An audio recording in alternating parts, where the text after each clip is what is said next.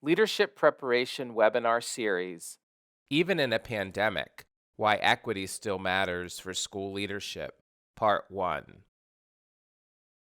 The Office of Leadership Development and School Improvement is comprised of an executive director reporting to the assistant state superintendent, coordinators for school improvement, academic improvement, and leadership development, as well as leadership specialists. Our office has three main goals: fostering the growth of effective leaders, ensuring valid and reliable evaluations, and raising the quality of education. We provide targeted professional learning experiences and resources to equip current and future leaders with the skills and knowledge required for successful school and district leadership. We oversee the development and implementation of Maryland's teacher and principal evaluation system. Training, guidance, and support is provided to local school systems in the implementation of fair and valid evaluations.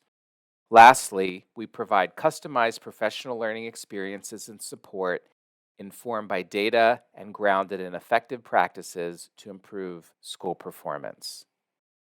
To earn continuing professional development credit, in order to receive 1 credit, you must view 5 webinars, including Part 1 and Part 2. Additionally, you will complete 3 hours of experiences per webinar to include pre-work, participant guides with the webinar, and extension activities. In order to receive 2 CPD credits, you must watch all the webinars in the series, including Part 1 and Part 2.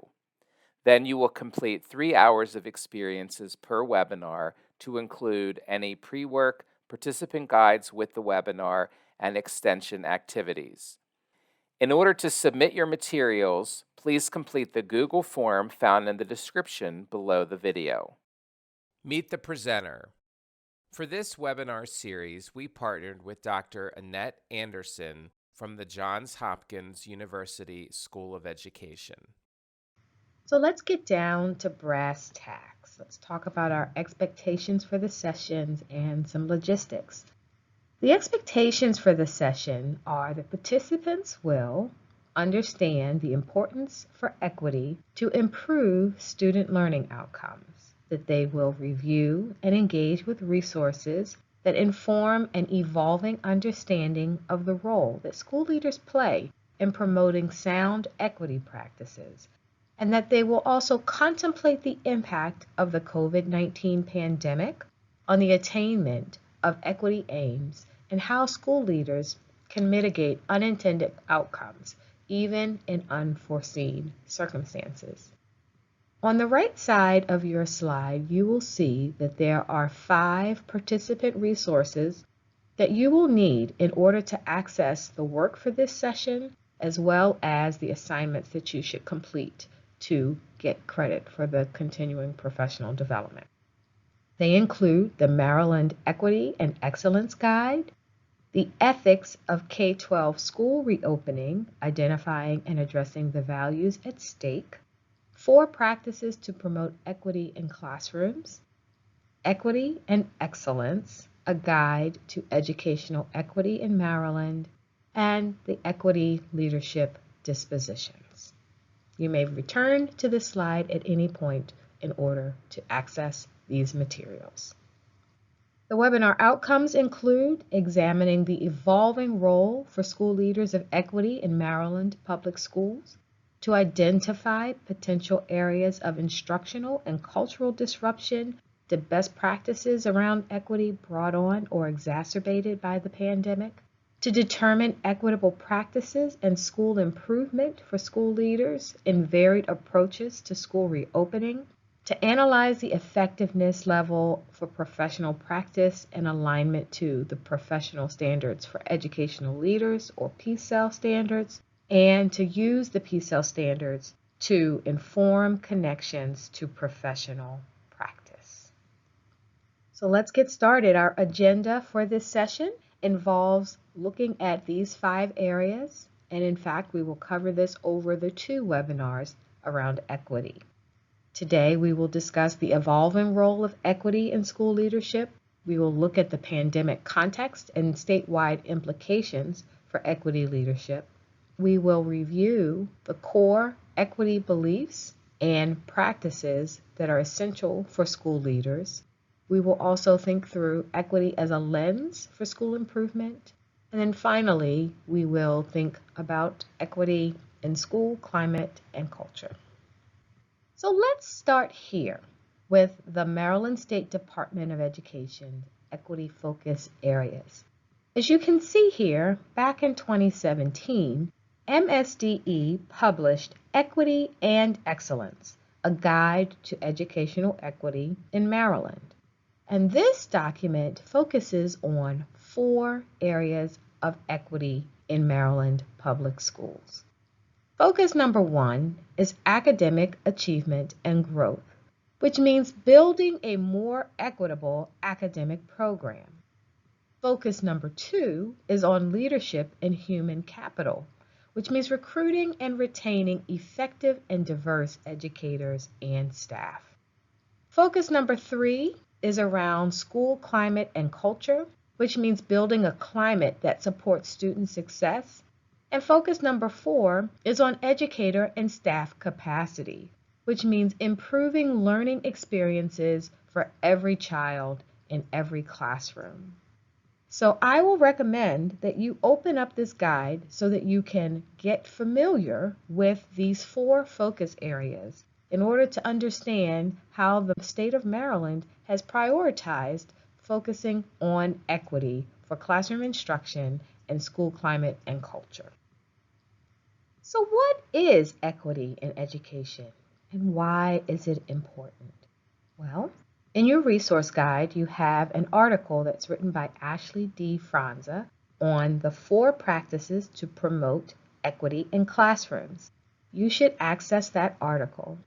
In it, she writes that equity can have a lot of different definitions depending on the context, but at its core, the concept involves giving everyone in a situation the specific tools that they need to be successful.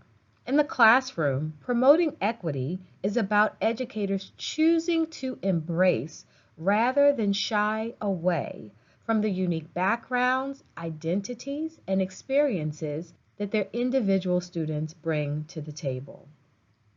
Just as instruction and school culture sits squarely within the responsibility of the school leader, the successful integration of equity into the norms and practices of a school is a non-negotiable for school leaders.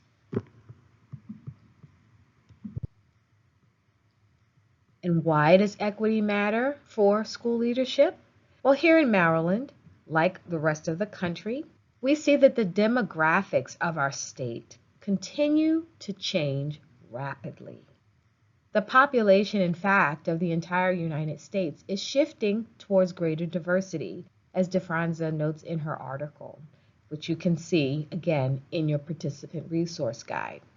Like the old adage says, it takes a village of those within a school community to enact equity perspectives to impact student achievement outcomes. In addition, schools continue to need leaders who can provide staffing stability to reduce teacher turnover and to grow teachers who can successfully impact instruction. As I've often said, teachers won't leave a school. Teachers will, however, leave a principal.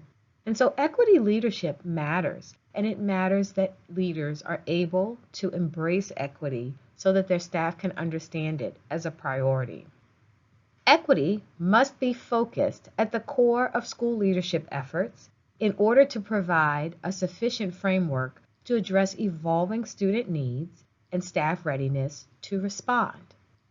As well, the impact of COVID-19 on school closures and reopening suggests that our most vulnerable students are at risk of significant learning loss. And so equity becomes particularly important here. Many students across our state this fall have faced an increased need for academic and socio-emotional supports, as well as family supports for housing, health, and food access. Often, this coordination will fall to the school leader, and so it's really important that a school leader understand how they play a role in being able to promote equity. And the successful school leader will use an equity lens to promote strategic school outcomes for all students. Leveling up for all is the goal. In this graphic, I tried to describe the evolving role of school leadership. It used to be that the traditional school leader was consumed with mostly three key topics. A, being the instructional leader of the school. B, being a liaison to students, family, and staff with the district initiatives. And then finally, having a key role as the building manager in charge of operations. Because of all of the changes that we recently described in the last few slides, the equity school leader has still got to maintain those roles, but they also have to situate their role within an understanding of the context of the lives of their students, the situations with which the students and staffs and families find themselves dealing, being pragmatic about how to approach challenging situations to address these ongoing concerns, and then also providing a reflective lens for themselves as for those that they lead in order to be more responsive to the needs of students and staff and families. So why does equity matter for learning? Well, there are two things that I'd like to describe here. The first is to be able to jump into PCEL Standard 3, which is listed here with the 8 different components of this third standard that directly addresses equity and cultural responsiveness as a value for school leaders. And what that means is that school leaders are expected to ensure that each student is treated fairly, respectfully, and with an understanding of each student's culture and context, that they're expected to recognize, respect, and employ each student's strengths, diversity, and culture as assets for teaching and learning, that they should ensure that each student has equitable access to effective teachers, learning opportunities, academic and social support, and other resources necessary for success. They should develop student policies and address student misconduct in a positive, fair, and unbiased manner. And 3E is where we're going to spend a little time over the next few slides, so I'll mention it here and then we're going to go into it in more detail later. But Standard 3E says confront and alter institutional biases of student marginalization, deficit-based schooling, and low expectations associated with race, class, culture, and language, gender and sexual orientation, and disability or special status. Also, school leaders are responsible to promote the preparation of students to live productively in and contribute to diverse cultural contexts of a global society. That they should act with cultural competence and responsiveness in their interactions, decision-making, and practice. And finally, that school leaders are expected to address matters of equity and cultural responsiveness in all aspects of student learning. Now, this standard in the PCEL standards is key to understanding why equity must be a part of every school leader's understanding of how to grow success academically in their school. On the left-hand side of the slide, you see why does equity matter for learning, and then an article that I would like for you to take a moment to read. What is the link between educational leadership and student learning? This article is located in your resource guide, and it is also, as you click the link, on pages 3 and 4 of the introduction to the PCEL standards with an overview of the relationship between school leadership and student achievement outcomes. Take a pause to read this article at this time. Thank you.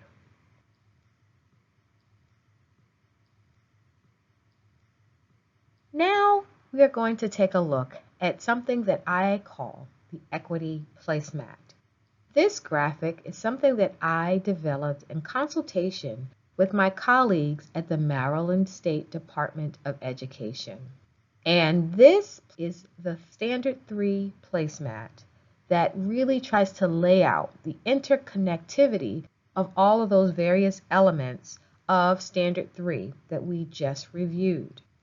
So the point of this placemat is to show that one of these elements of the school leader's role as an equity champion does not negate being connected to these other pieces, and that the work of a school leader must exist in tandem as they go forward to promote equity. As we've said, the professional standards for educational leaders were created to provide principles of leadership that will lead to more equitable student learning outcomes. And this equity placemat is a means to visually appreciate how each of the elements of PSEL Standard 3, equity and cultural responsiveness, work together for a high quality educational experience for all students. So let's take a look at what we have called the 3E factor in equity school leadership. As we just mentioned a moment ago, there are several elements to focusing on equity according to the PSEL standards. But the 3E factor in particular is meant to ensure that school leaders are aware of how they should be explicating equity as they do their school planning, think about improvement, and continue to lift up academic achievement for all students. How can an aspiring and an emerging school leader think about equity school leadership using the 3E factor? Well, it's broken into 3 clear segments. A successful equity school leader will be able to confront and alter institutional biases that are affecting student marginalization, also a deficit approach to schooling, as well as low expectations that are associated with race, class, culture, language, gender and sexual orientation, and disability or special status. Now, what this means is that a school leader is expected to piece out how students are marginalized in their current school setting and to consider how they, as school leaders, will be able to confront that and think about how they can plan to alter student marginalization. Also, around deficit-based schooling, a school leader is expected to think about where there are spaces in instructional outcomes that show a deficit resistance, that there should be some kind of focus to be able to unpack where deficit-based schooling currently exists to think about how to undo that effect. And then finally, to be able to gauge and measure where across the school there are low expectations that are affiliated with these different areas, including race, class, culture, language, gender, and sexual orientation, disability, or special status. So taken all together, what this means is that a school leader has to piece this apart before you can put it back together and have a plan about how to make equity a priority and a focus. Many people, as they start this journey along equity, say, I don't know how to do this. I believe it's important, but I don't know where to begin. 3E gives you the first insight using this 3E factor unpacking to be able to look at how you should begin. First, starting with confronting the areas of student marginalization in learning, also confronting deficit-based schooling, and then finally confronting the low expectations. After you've been able to develop a plan to confront these, then you have to think about how, as the school leader, you want to see them altered. What do you want to see changed? So this 3E factor in equity school leadership, of all the 8 segments of Standard 3, is the most important in my eyes, because the 3E factor shows you exactly what has to happen. And it also turns the role of an equity school leader from an implementer to a champion, to a person who is going to be an activist and going to actively seek to dismantle some of the very factors that have kept our students from being able to enjoy an equitable approach to their education. So if you want more insight into what type of person, what type of personality, what types of behaviors you should have and model as a school leader who is focused on promoting equity, we've got some help from our friends at the Leadership Academy. They have developed equity leadership dispositions. Now, these 6 leadership dispositions are focused around equity because they are meant to help school leaders to think about what kinds of priorities they should have as they keep equity as a top priority in their mind. Let's start with the first thing. In order to be a successful equity champion, you've got to be able to reflect on your own personal assumptions and beliefs and behaviors. You've got to be able to name the gaps, and you've got to be able to, again, look at the 3E factor to think about where you need to confront and alter.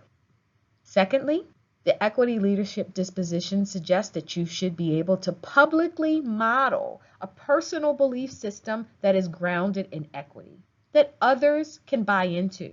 So if you are not modeling this for your staff, for your families, and for your students, people will certainly know this. And so in order to be able to situate yourself successfully as an equity champion, you have got to be able to model the behaviors that show that it is real in your work. Third, the Leadership Academy says that you should be acting with cultural competence and responsiveness in your interactions, in your decision making, as well as in your practice. They also say that you should be purposefully building the capacity of others to identify and disrupt those inequities in the school. Again, these are all pieces that point back to the usefulness of the 3E factor. Number 5 is, again, this is the 3E factor. It's confronting and altering these biases of marginalization, deficit-based schooling, and low expectations. So here you see the 3E factor explicitly brought out again. And then 6, to be able to create systems and structures to promote equity and focus on minoritized populations. Now, if you'd like more information about what the equity leadership dispositions mean, you can click on the link here. The link is available in the description below this video. So now we will get to our first exercise. We're going to use the insight from the Leadership Academy to do our own reflection, as they say in their first leadership disposition. Again, take a moment to read the Leadership Academy's 6 equity leadership dispositions. And again, review Standard 3E. Now, what we'd like to do next for this first exercise is to begin with a reflection on your own beliefs around equity. What are they? How do they inform your approach to leadership? We'd like you to write a 4-paragraph reflection to include a core belief statement for each of the 4 Maryland equity focus areas: academic achievement and growth, leadership and human capital, school, climate and culture, and educator and staff capacity. Be sure to note in your reflection how you are actively and personally modeling equity in your approach. Your statement may include phrases such as, "I believe," and "I model this by," in order to reflect back what we've just discussed around the equity leadership dispositions and the 3E factor. So let's return for a moment to DeFranza's 4 school-based classroom practices that promote equity. Because a school leader who wants to make sure that classrooms across the school are lifting up the work of equity will make sure that these 4 things are happening across the school. Namely, that they are promoting the act of calling in rather than calling out inequitable behaviors, that they are able to communicate classroom standards around equity so that people understand the responsibility of everyone in the classroom to be on the same page about its importance, that there's a tone that gets set early on in the school year that realizes the importance of equity in the work that happens both instructionally and around school climate and culture. And then finally, that there is an attempt to analyze the makeup of each classroom so that there is this leveling up, if you will, around the different types of subgroups that make up the classroom composition. And if a school leader makes these 4 practices a priority in every classroom across the school, you will see a greater adherence to the principles of educational equity.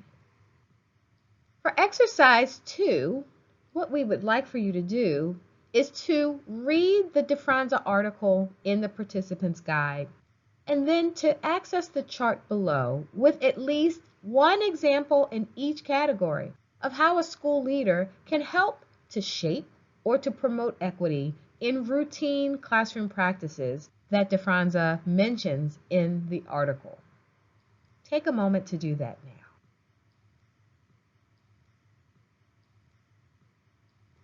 COVID-19 has been an especially difficult disruption for our schools.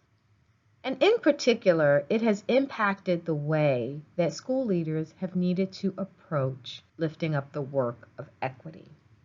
Even before the onslaught of the recent COVID-19 pandemic, though, many schools were struggling to provide a 3E approach to leveling up on equity. The pandemic has made learning more challenging for our most vulnerable students. And even with a vaccine on the horizon, it is difficult to ascertain the long-term impact of the pandemic on public education. Nevertheless, educators play a key role in being able to close the gap towards better access to equity for all.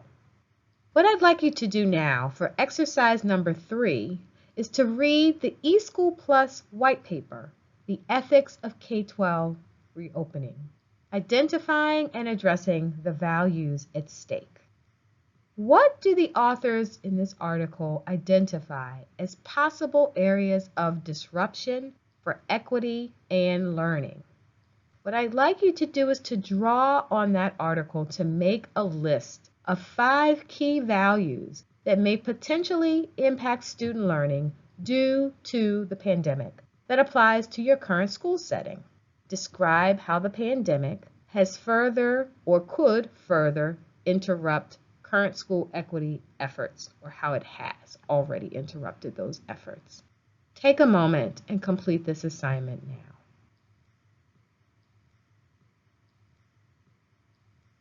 Again, I'd like to return to the 4 equity focus areas from the Maryland State Department of Education, just so that you are aware of their importance. Again, the focus is academic achievement and growth, leadership and human capital, school climate and culture, and educator and staff capacity.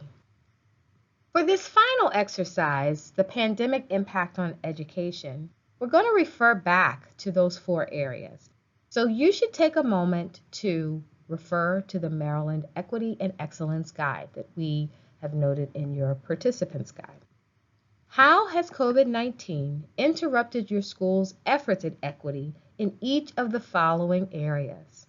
Fill in the table to document the challenges of each area that we've noted from the Maryland focus areas on equity. And then let's think about what we can do to apply a 3E approach in order to have solutions to these challenges. What more needs to be done? Take a moment and complete this exercise now.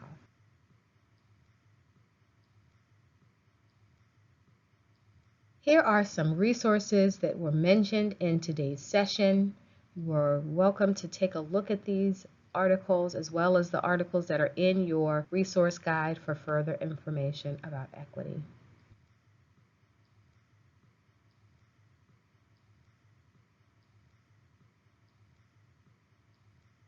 The Office of Leadership Development and School Improvement would like to thank you for participating in the Leadership Preparation virtual webinar series. We hope you found this particular webinar informative and beneficial to your work as you prepare as a leader. To access the webinar series and find additional resources, please visit the Maryland Resource Hub. The Maryland Resource Hub can be located at marylandresourcehub.com. That is MarylandResourcehub.com. We appreciate your feedback and would ask that you take a moment at this time to complete the SurveyMonkey link or use the QR code.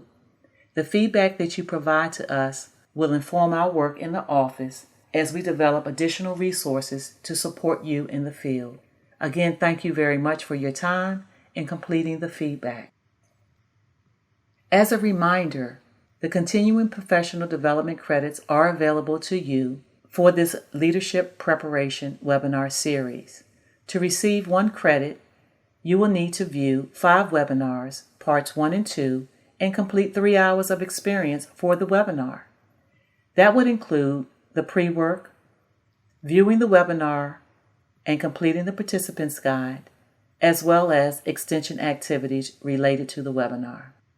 To receive 2 CPD credits, you will watch all 10 webinars, parts 1 and 2, and complete 3 hours of experience per webinar. Again, it would include the pre-work, viewing the webinar and completing the participant's guide while watching, and extension activities related to the webinar. After you have completed the work, you will then submit all of the materials to the Google Form link listed. If you need to contact us with any questions for any reason at the Office of Leadership Development and School Improvement, you can contact Ed Mitzel, Executive Director, at edmund.mitzel@maryland.gov. That is edmund.mitzel@maryland.gov, or Dr. Lori Ellis, Coordinator for Leadership Development, at lori.ellis@maryland.gov. That is lori.ellis@maryland.gov.